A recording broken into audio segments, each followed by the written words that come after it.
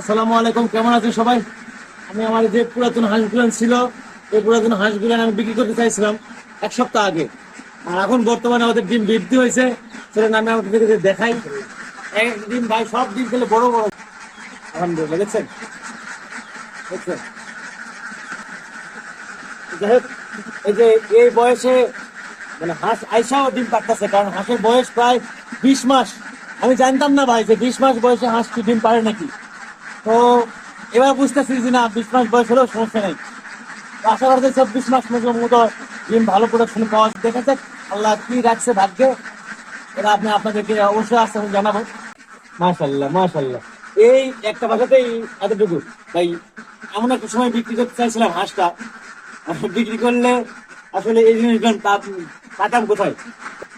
মাশাল্লাহ, দেখছেন এক খেজুর অলরেডি হয়ে গেছে।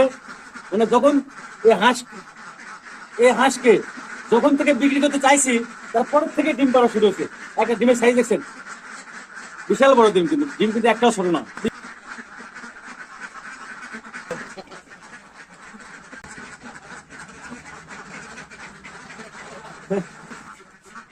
10টা 15টা ছিল, এখন আছে 45টা।